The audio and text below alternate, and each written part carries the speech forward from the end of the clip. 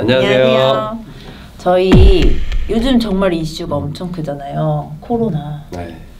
그게 이제 국가 거의 위기 상태를 발령할 정도로 다들 집에서 엄청 답답해 하실 것 같은데 여러 가지 이제 궁금한 것들이 또 생겨요. 목욕탕 주인 얘기하시죠. 그 확진자가 목욕탕 왔다 갔는데 다음날 소독을 하고 뭐 재개를 했어요. 근데 여타에서 되게 뭐 다 해도 되냐. 근데 업장 입장에서는 안 하면 손해인 거고 뭐 옆에서 닫아라 해서 만약에 닫았어요. 그럼 그것도 문제인 거잖아요. 그럼 개인이 그냥 짊어져야 되는 거지 뭐 이거를 손해배상 청구하고 이럴 수는 없는 거죠? 있어요. 일단 손해배상 청구를 그 확진자에게 한다.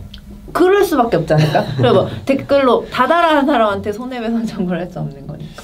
네, 일단은 법률상으로는 불가할 것으로 보입니다. 일단 우리 법률상의 손해배상은 고의나 과실로 어떤 불법 행위를 해서 상대방에게 손해를 발생시켜야 되는데 고의가 없어서. 네, 일단 과실이 있다고도 보기 어렵죠.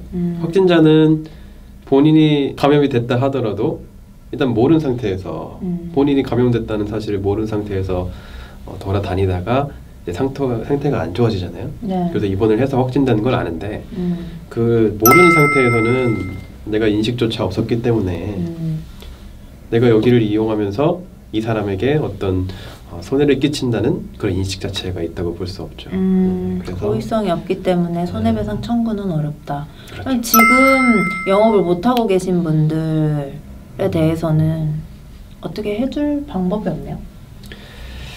네, 일단 국가적인 차원에서 우리 확진을 더 예방하고 사후 관리를 하는 방법이 있고, 그리고 최근에는 중소기업 벤처진흥공단이라든지 이런 국가 공단에서 자금을 풀어가지고 우리 소상공인들이나 경제적인 타격을 입은 분들에 대해서 대출을 실행해준다든지. 네, 그 뉴스는 봤어요. 네. 그렇게 지원을 하고 있습니다. 이제 그런 식으로 풀어가야 할 문제이고, 이거는 이제 법률상으로 어떤 손해배상 책임이라든지 그런 문제로 접근할 것은 아닙니다.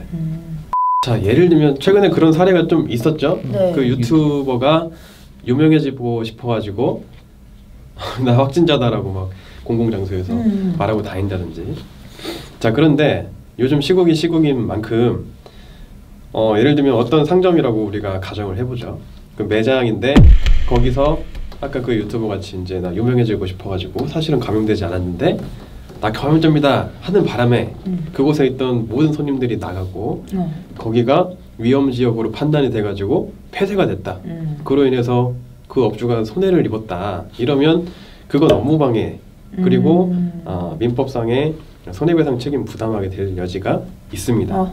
왜냐하면 이 경우는 아까 모르는 상태, 자기가 이제 감염된지 모르는 상태에서 우연히 그곳을 들린 거와는 상황이 아주 다르죠. 네. 자기는 감염되지 않은 사람인데 그걸 확실히 알고 있는 사람이 마치 감염자인 것처럼 행세를 하면서 그 업장의 영업을 방해한 거예요. 진짜 이제 확정적으로 내가 이 사람의 영업에 뭐 타격을 주고 손해를 끼치겠다는 인식은 없었다 하더라도 위계라고 합니다. 이제 우리 형법상의 업무방해죄가 성립하기 위한 구성 요건들이 있는데 위계, 속인다는 거예요. 쉽게 말하면 속여서 그 업무가 방해됐다. 그러면 이제 형법상의 업무방해죄가 성립할 수 있거든요. 이제 형사상의 업무방해죄 성립할 수 있고, 두 번째로 그로 인해서 아까 영업이 중단되고 폐쇄 조치됨으로 인해서 입은 경제적인 손실에 대해서도 손해배상 청구를 해야 돼. 손해배상 책임이 발생할 수 있습니다. 보이스피싱이나 스미싱 엄청 많아요. 네. 코로나에 관련된 게 문자로도 오고요, 전화로도 오고요. 그러니까 공유 받은 것만 해도 사례가 여러 개인데 뭐 링크를 눌렀더니 내 통장에 있는 전액의 금액이 나갔더라. 네. 전화를 받기만 해서 뭐를 눌렀더니 내 통장이 다 막혔더라. 이런 사례들 있어요. 네, 그 중에서 이제 만약에 내 통장에 금액이 속수무책으로 다 보이스피싱 당해서 인출이 됐으면 제가 알기로는 다 금융 거래가 정지되는 걸로 알고 있거든요. 네. 그러면 제가 금융 활동 못 하는 거잖아요. 네. 이럴 경우는 어떻게 대처를 해야 되는 거예요? 자, 일단 원래도 그러니까 이 코로나 바이러스가 퍼지기 전에도 불법 보이스피싱 때문에 이런 사례가 네, 많았는데 많았죠. 요즘 이 코로나가 발생하면서 코로나를 주제로 한 어떤 스미싱들이 또 많이 발생하고 있습니다. 근데 일단 먼저 주의하실 거는 요즘 각종 문자, 뭐 전화, 카톡, 뭐 링크 이런 것들 많이 오는데 함부로 열면 안 됩니다. 일단. 그렇죠. 일단은 네. 한번 의심해야 돼요. 그렇죠. 뭐 그리고 해킹당해서 아는 지인의 뭐 카톡이 오는 경우, 문자 오는 경우도 많잖아요. 맞아요. 자, 그러니까 설령 내가 아는 지인으로부터 왔다 하더라도 어떤 처음 접해보거나 낯선 문자 메시지 등은 함부로 링크를 열거나 거기에 응하지 않는 게 일단 최선일 것 같고요.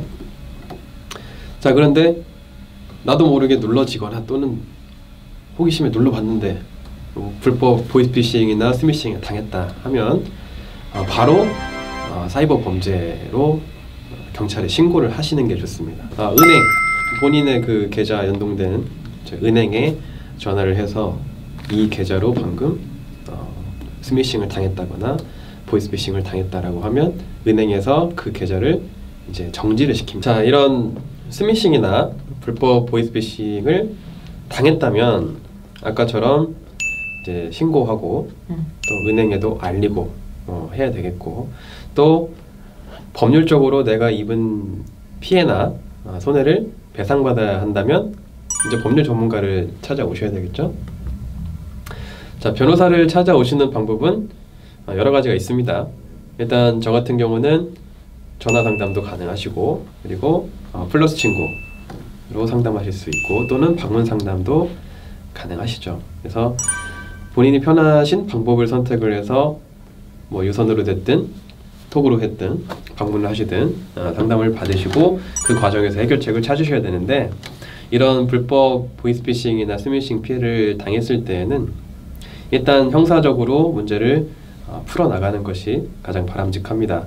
아까 앞서 설명드린 그 사이버 범죄로 신고하는 것 관련해서 변호사로부터 자문을 구해서 절차를 진행할 수 있고요. 네, 요즘 코로나 관련해서 스미싱 많이 발생하고 있고, 또 사회 전반적으로 불법 보이스피싱 사기 피해 범행 많이 발생하고 있습니다.